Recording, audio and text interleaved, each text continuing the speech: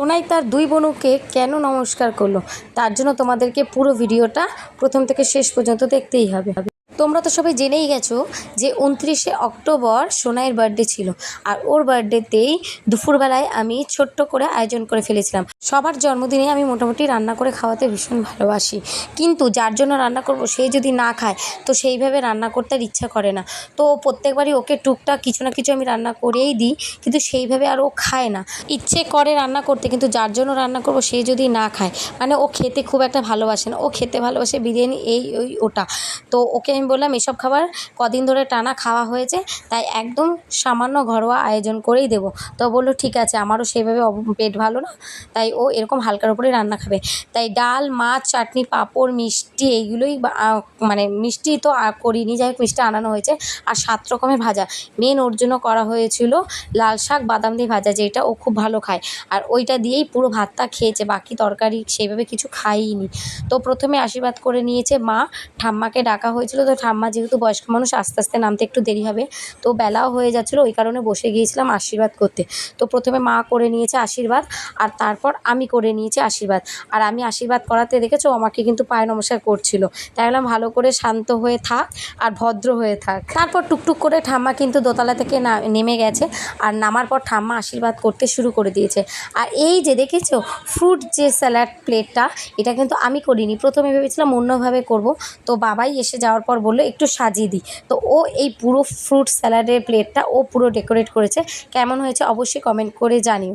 আর এই দেখো বাড়ির বড়দের আশীর্বাদের পর শুরু হয়েছে বাচ্চাদের আশীর্বাদ। আর এই আশীর্বাদটা কিন্তু ওরা আগের বছর থেকেই ওরা সোনাইকে আশীর্বাদ করে, আর সোনাইও চায় যে না আমার বুনুরা আমাকে আশীর্বাদ করুক। তো এবার প্রথমে আশীর্বাদ করছে পমপম, মানে ওর ছোটো বোনও যেইটুকুনি টাকা পেয়েছিল সেই টাকাটাই আবার সোনাই দিদিকে আশীর্বাদ করে টাকাটা দিচ্ছে। মানে ও দেখলো যে সবাই আশীর্বাদ করে টাকা দিচ্ছে, তাই ও কি করলো ওর কাছে, ওকে কিন্তু আমরা একটাও কেউ বলে দিইনি, ওকে কেন দুই বোনকেই শিখিয়ে দিইনি। তো ওর বোনও কী করলো, নিজের কাছে যে টাকাটা ছিল সেই টাকাটা দিয়ে দিল। আমরা প্রথমে ভেবেছিলাম যে কয়েনটা দেবে, হয়তো নোটটা রেখে দেবে, কিন্তু না, পমপম করলো ওর সোনাই দিদিকে টাকা এবং কয়েন দুটোই দিয়ে দিল। আর সোনাই কী করলো, ওর বোনুকে নমস্কার করলো, মানে দেখেও খুব ভালো লাগলো। যাই হোক, এটা নিয়ে আবার অনেকে অনেক রকম কমেন্ট করতেই পারে, কিচ্ছু আসে যায় না। এটা আমরা আনন্দ সহকারে নিয়েছি, আমরা আনন্দ করেছি, এটাই আমরা জানি।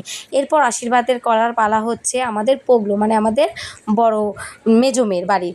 তো ও আশীর্বাদ করেছে, ও আশীর্বাদ করার পর সোনাইকে খাইয়ে দিচ্ছে পায়েস।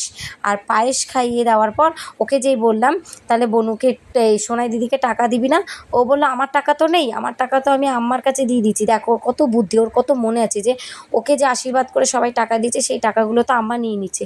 তাই ও সেই কথাগুলোই বলছে, আমার কাছে টাকা কোথায়, আমার টাকাগুলো তো আম্মা নিয়ে নিয়েছে, রেখে দিয়েছে, তাই এই কথা বলছে।